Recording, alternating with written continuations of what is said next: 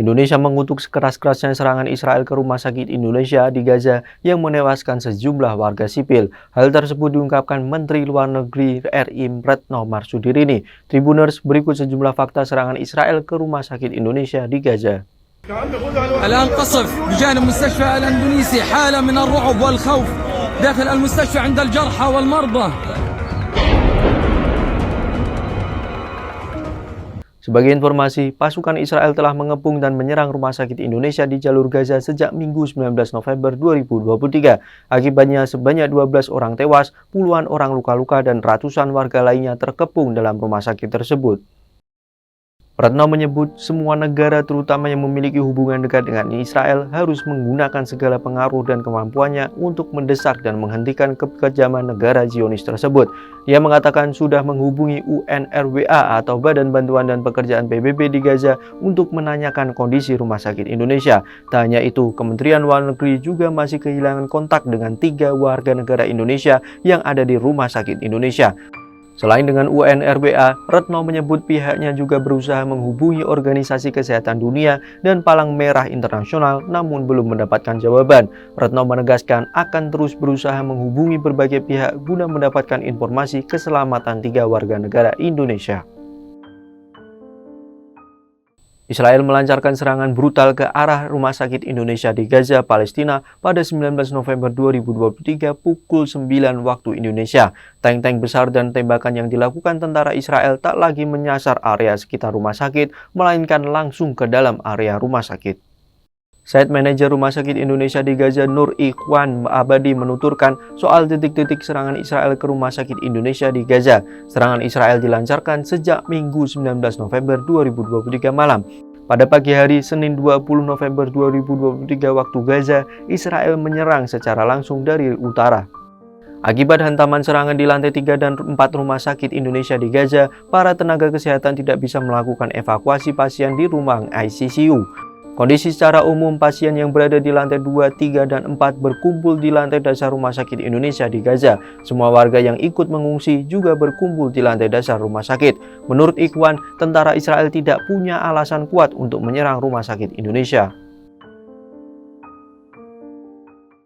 Nur Ikhwan Abadi kembali memaparkan Israel menyerang di 4 titik lalu menyerang ke bagian utara di Rumah Sakit Indonesia di Gaza. Serangan langsung ke arah lantai 3 ruang ICU yang merawat pasien. Sarbini Abdul Murad menambahkan serangan Israel ke dalam Rumah Sakit Indonesia dinilai sangat mengejutkan. Juru bicara Otoritas Kesehatan di Gaza, Ashraf Al-Qudra, mengonfirmasi 12 orang tewas dalam serangan Israel ke Rumah Sakit Indonesia di Gaza Utara pada Senin 20 November 2023. Al-Qudra menambahkan bahwa situasinya sangat buruk dan pasukan Israel semakin mengintensifkan serangan mereka. Dikutip dari The Guardian, militer Israel mengakui bahwa pihaknya memperluas operasinya di jalur Gaza. Israel memperingatkan pengungsi di kamp pengungsian terbesar di Gaza, Jabalia, dan kamp terdekat untuk mengungsi kembali. Otoritas Kesehatan Jalur Gaza mengatakan bahwa lebih dari 80 orang tewas dalam 2 serangan di Jabalia pada Sabtu 18 November 2023, termasuk di sekolah PBB yang menjadi pusat penampungan. Militer Israel mengklaim bahwa Jabalia adalah salah satu wilayah yang menjadi fokus pasukan menargetkan teroris dan menyerang infrastruktur Hamas. Dari update terbaru AFP Selasa 21 November 2023 pagi, situasi dilaporkan masih mencekam, di mana otoritas setempat khawatir pembantaian bisa terjadi. Namun disebutkan pula bagaimana pasien yang terjebak mulai mendapatkan pertolongan. Sebanyak 200 pasien dievakuasi dari rumah sakit dengan bantuan Palang Merah Internasional. Mereka dibawa dengan bus ke Rumah Sakit Nasir di kota selatan Khan Younis. Dilaporkan pula masih ada sekitar 400 pasien di rumah sakit tersebut. Dikatakan masih sekitar 2.000 pengungsi berlindung di sana. Sebuah video klip pendek yang dibagikan oleh Kementerian Luar Negeri Otoritas Palestina menunjukkan personel medis di dalam fasilitas tersebut membantu seseorang pria yang terluka di lantai. Sementara seorang pria lain memegang tabung dialisis yang tergantung di puing-puing.